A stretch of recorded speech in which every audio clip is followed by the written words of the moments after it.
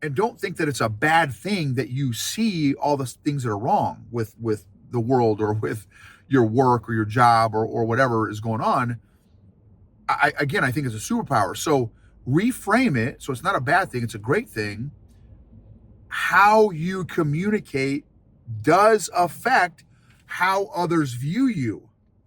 Help the rest of us see what you see through asking questions. Help me by coming alongside me. Hey, Noble, what do you see on this road in front of you? And again, you're taking me somewhere intentionally, but I don't know what that is yet. But notice how my approach is not negative. Welcome to the EQ Gangster podcast, where you will learn practical tools to grow your mental and emotional health and intelligence to be the best version of yourself, both at work and at home. It is real, raw, and transformational. The journey of emotional growth isn't easy, but it's worth it. I believe in you.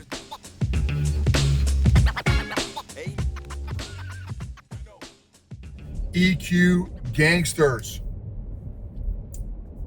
This episode is going to be about increasing optimism. What's a practical way to increase optimism? There are certain personalities who do not default to optimism. Other personalities are a little bit more optimistic. Other personalities are less optimistic. And for those that may want to work on their optimism, I'm going to share with you an exercise that you can do to start maybe changing or reframing your perspective on life, which will help to make you more optimistic. I am thankful for sunsets. I am thankful for the moon. I'm thankful for planets. I'm thankful for stars. I'm thankful for space. I'm thankful for ranches. Man, I love space. When I was a kid, I used to love space, learning about space movies. It's just fascinating to me. Fascinating. Right, the stuff that God created that we have no clue about, no concept about. Right, our understanding of space changes on a regular basis, but right, so on a regular basis, because of the continuing ongoing science, and it's anyway, I'm thankful for space, and stars and the sun and the moon, and I love nights where you can see the stars, and we live in a spot where we're in the middle of nowhere, so you can see the stars out when the stars are out, or if it's not overcast, and most of the time it's not. Anyway, love the stars. I love the nights when it's a lot of illumination, where the moon, military folks will understand what I'm talking about. When there's a lot of illumination, it's just super. I love it. That's super cool. Love seeing the stars at night. Some of the different constellations. I don't know a lot of them, but I know a few of them. So that's super fun. I love water. I love ponds and lakes and rivers and streams and babbling brooks, water features. Love that stuff. Love it. It's very calming to me.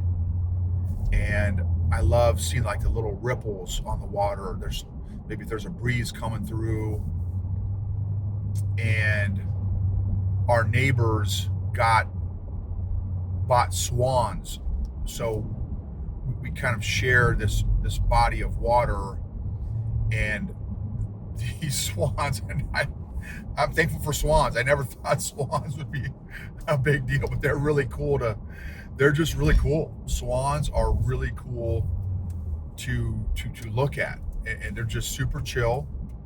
It's all swans are S's, right? For the personalities, the steadies, they're just super chill. And so it's really cool seeing the swans. Um, so that's really cool. So there's a couple folks that I'm working with particular personalities that are they've got a particular personality that their bent is so they've got some conscientious, the C personality, or melancholy, depending on, again, on the personality profile that you use. And the conscientious personality has a superpower of attention to detail. They can see what's not right in a situation. They can, or in a process or a system, they can see what's wrong, what's missing, what's not there. And there's actually a few. I'm working with a handful of them,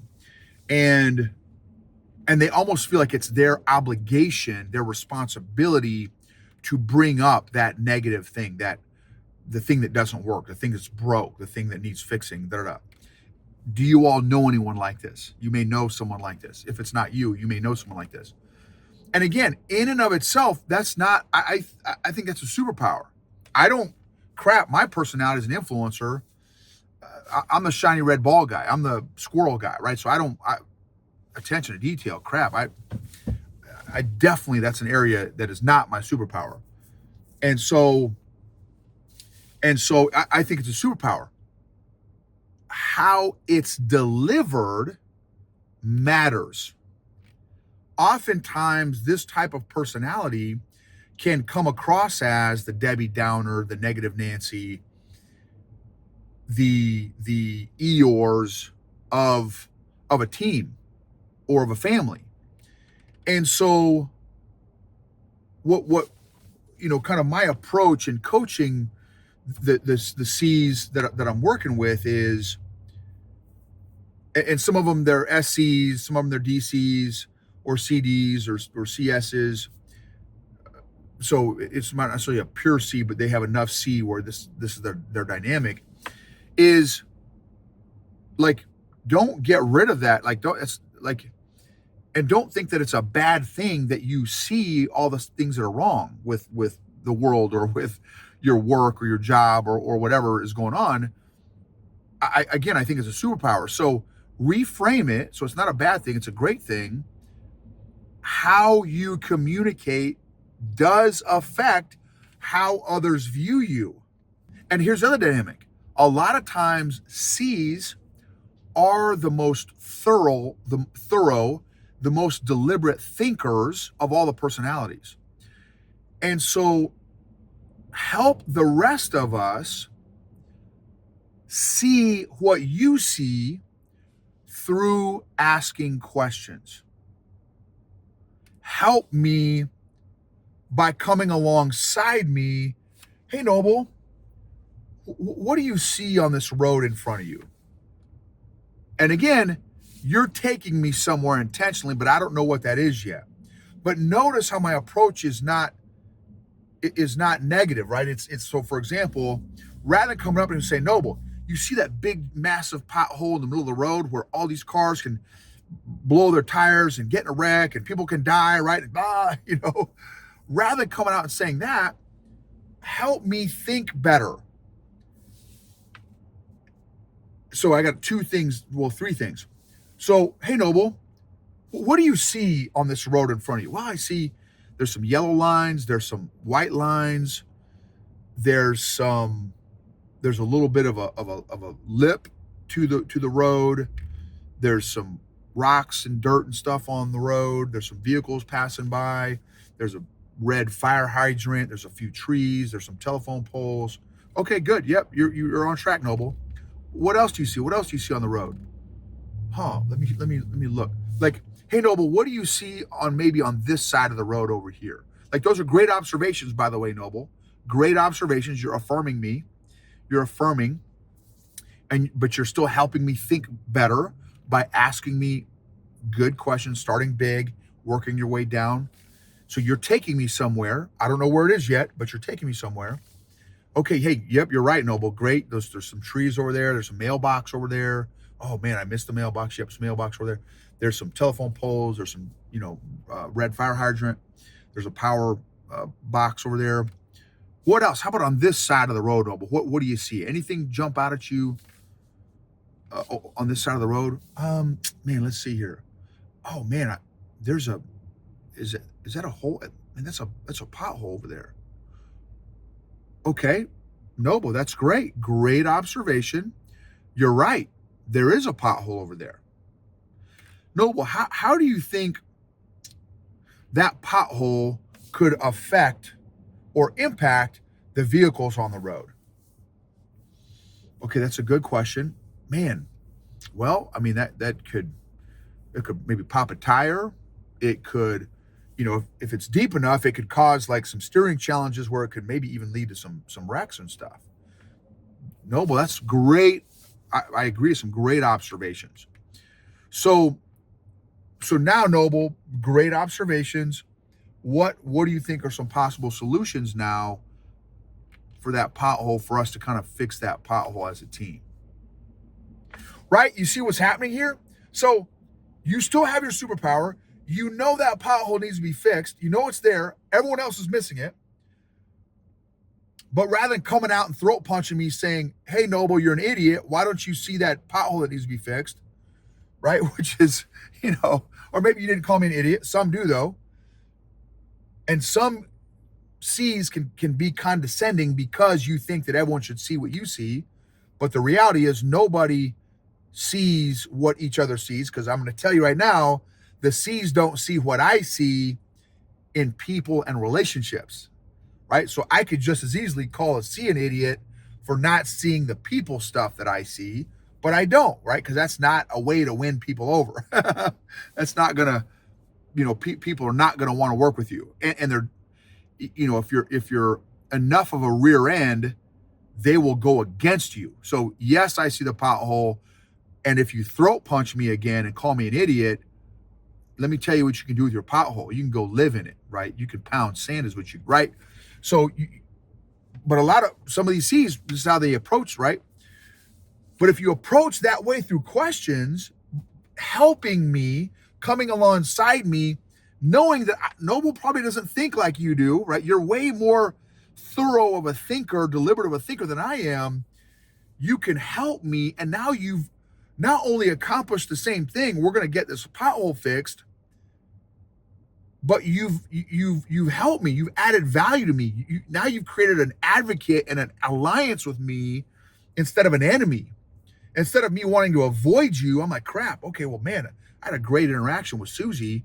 Susie really kind of helped me discover this pothole. And so, which Susie saw all along, but she made me feel like I found the pothole, right? Which makes me feel even better, right? So that's one thing. Great approach there.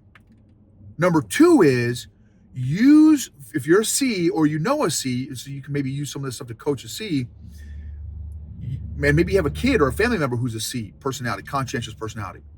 Use that C superpower of attention to detail and seeing what's wrong to also find what's right and to find what's good. It's to balance that, okay, here's always what's wrong, and you're just okay, hey, here comes the wrong person, right? Here's the person who always finds out what's wrong with the world and who's right, which can come across as, here comes Debbie Downer. But if you're known as the person who, crap, not only do they tell us like what the areas that need the potholes in life, but they also tell us, man, that's an awesome red fire hydrant right there. Man, do you see how beautiful that tree is? Crap, Susie, I never even noticed how beautiful that's a beautiful tree right there, right? Use that superpower to not just find the potholes in life, but to also find the beautiful trees in life, the beautiful flowers in life. So that's number two. Number three is, it's a great exercise. And this is not just for the C's, but it's great for the C's, is 3 minutes a day, as soon as you get to the office or as soon as you wake up even, would even be better, is after you do your spiritual PT, spiritual physical training, you're at your spiritual fitness, is practice 3 minutes, set your watch alarm, your phone alarm, 3 minutes of gratitude.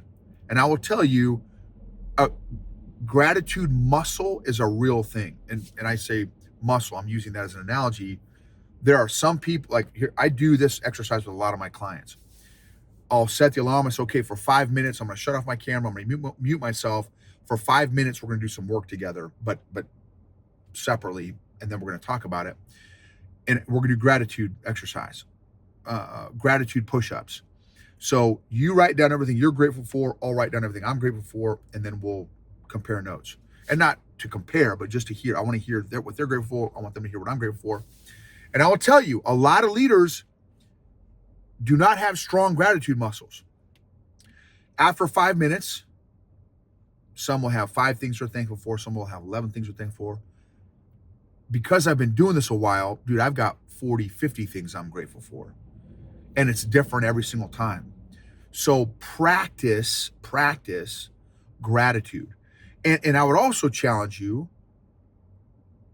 this is a fun, great exercise to do with your families at breakfast, or y'all are waking up around the coffee pot, whatever. Practice gratitude. Hey guys, everyone, let's go around the horn here. 10 things you're grateful for. Honey, 10 things you're grateful for. Kid, 1, 10 things you're grateful for. Kid, 2, 10 things you're grateful for. You can't use each other's things, and you can't say the same thing every time. It's got to be different every time. Practice gratitude. Gratitude is a powerful muscle to build. And there's some physiological effects, impacts, and benefits as well for gratitude. Actual research, science, physiological benefits for practicing gratitude. So anyway, that's another. So those are 3 things that really all of us can get better in those 3 things if you think about it. But specifically, they're great exercises for those conscientious personalities. Again, but all of us can really utilize those 3 tools, practical applications to become better, in life and in our respective areas. Emotionally healthy people help heal other people emotionally. Thank you, arrowhead-leadership.com, for the opportunity to work with you guys and to be a part of what you guys are doing to impact leaders, to transform leaders' lives at work and at home, which is our mission statement. If you need any workshops, training, coaching, leader development, emotional intelligence training, emotional intelligent leader development, please hit us up, arrowhead-leadership.com, or noble@arrowhead-leadership.com. Thanks for being a part of this journey with me and letting me be a part of your journey as well. Emotionally healthy leaders create emotionally healthy cultures, which lead to and maximize and optimize results, outcome, performance, and engagement.